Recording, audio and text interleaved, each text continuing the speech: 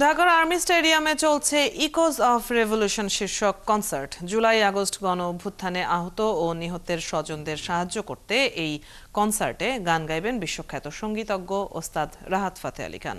সেখানে আছেন সহকর্মী বুলবুল আহমেদ জয়, সরাসরি যুক্ত হচ্ছি তার সাথে। জয়, রাহাত ফাতে আলী খান কি মঞ্চে এসেছেন? এই কনসার্টকে ঘিরে সাধারণ মানুষের মধ্যে উত্তেজনা কেমন দেখছেন? অদিতি, যদি বলি যে অপেক্ষার ইতি টেনে ঠিক আপনি যখন এই কথাটি বললেন ঠিক তখনই কিন্তু রাহাত ফাতে আলী খান তার কনসার্ট শুরু করলেন।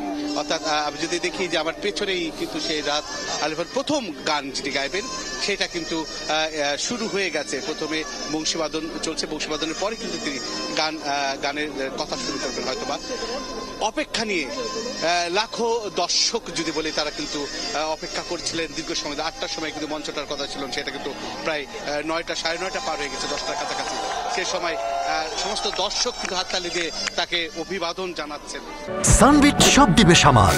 সানবিট ম্যাজিক প্রেস ডিশওয়াশিং এর মাথা ঘোরানো সলিউশন। যদি বলি যে এই কনসার্ট কিন্তু 4টার দিকে শুরু হয়েছে, বিভিন্ন ব্যান্ড কিন্তু করেছেন। সবাই কিন্তু এতক্ষণ দাঁড়িয়ে হাজার না, এটা লাখ প্রায় লাখের কাছাকাছি দর্শক কিন্তু এখানে এসেছেন। পুরো যদি স্টেডিয়াম যদি বলি, স্টেডিয়াম এই মুহূর্তে কানায় কানায় পূর্ণ হয়ে গেছে। এবং আমি যতদূর জানি এবং খোঁজ নিয়েছি যে ভিতরে প্রবেশের সমস্ত গেটগুলো ইতিমধ্যে বন্ধ করে দেওয়া হয়েছে, কিন্তু ভিতরে আর সেই তিল ঠাঁই যেটা বলি সেটা কিন্তু এখন আর নেই।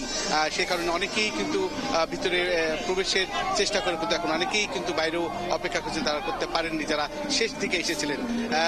এবং আমি দেখতে পাচ্ছেন, আমি কিন্তু দর্শককে যদি দেখাই তারা কিন্তু দেখতে পাবেন যে কনসার্টের সেই উন্মাদনা কিন্তু শুরু হয়ে গেছে।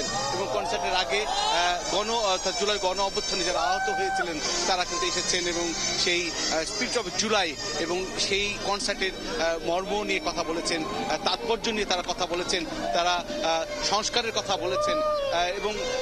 এবং এই পুরো আয়োজনে কিন্তু আমরা তারুণ্যের উচ্ছ্বাস আমরা দেখতে পাচ্ছি।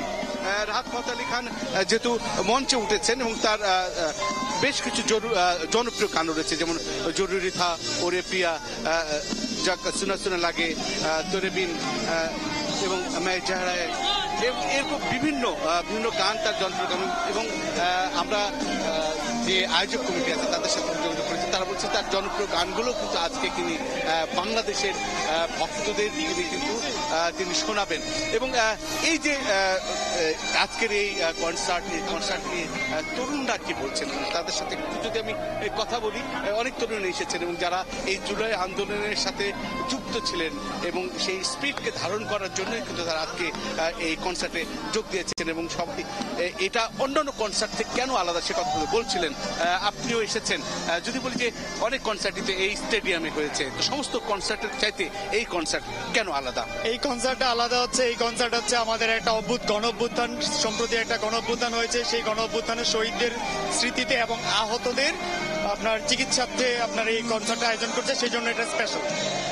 সেই স্বতঃস্ফূর্তভাবে যে কথা শুনছিলাম, এভাবে কিন্তু অনেকে এসেছেন স্বতঃস্ফূর্তভাবে তার জমানোর টাকা দিয়ে কিন্তু আজকে কিন্তু এই কনসার্টের টিকিট কেটেছেন।